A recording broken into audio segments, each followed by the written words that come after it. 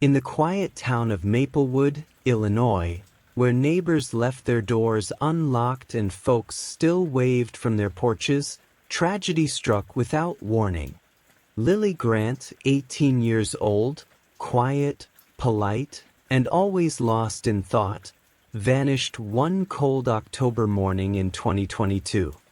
One moment she was leaving for her part-time job at the local diner, the next, she was gone.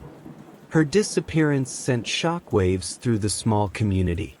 Police first suspected a random abduction, maybe a drifter, a passing trucker. But as investigators would soon discover, this wasn't a crime of chance. It was something much darker and much closer to home. Lilly lived with her mother, Sarah, and stepfather, Tom Willis, a local mechanic with a temper people often ignored. Tom told detectives he saw Lilly leave around 7:30 a.m., coffee in hand, headphones on, her backpack slung over one shoulder. But no one else saw her. No camera footage, no witnesses, not even a single text after that morning. Search teams scoured the woods, lakes, and abandoned barns for days. Drones, dogs, helicopters. Nothing. The only thing left behind was the feeling that Maplewood wasn't as safe as it once seemed. Then came the first clue. Behind the Willis home, detectives found a pink hair clip, small, delicate, the same one Lilly was known to wear every day. It was half buried near the shed, with faint footprints and disturbed soil nearby. Forensics confirmed it, traces of Lilly's blood. When confronted, Tom grew defensive. He claimed Lilly often spent time behind the shed, writing in her journal. But detectives noticed his hands shaking, his story shifting with every retelling. Soon, a darker side of Lilly's quiet life began to emerge. Friends said she'd become distant, avoiding parties, skipping work, showing up with bruises she couldn't explain. A coworker recalled her once whispering, "Sometimes I'm afraid to go home." Investigators obtained Tom's phone and laptop.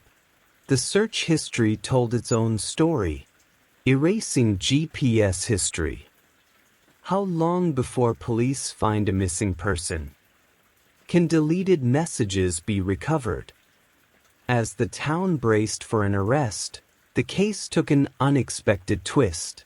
Surveillance footage surfaced from a gas station 30 miles away, and there, unmistakably, was Lilly, alive, sitting in the passenger seat of a blue pickup truck. But the driver wasn't Tom. It was her mother, Sarah.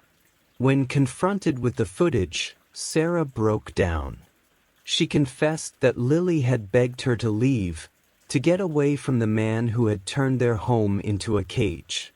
Sarah had helped her daughter run, desperate to start a new life far from Maplewood. But fate had other plans. On a remote Tennessee highway, their truck skidded off the road during a storm. The wreck was found weeks later, buried under branches and mud. Lilly didn't survive.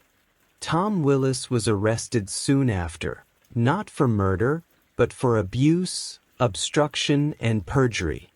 The disappearance of Lilly Grant began as the mystery of a missing young woman, but ended as a haunting reminder that evil doesn't always come from strangers. Sometimes, it's the person sitting across from you at dinner. In Maplewood, people still light candles for Lilly every October. Her friends remember her not for how she died, but for how she lived, quiet, gentle, and full of dreams she never got to chase. Life teaches us hard truths. Even in the places we call safe, sometimes the shadows come from within.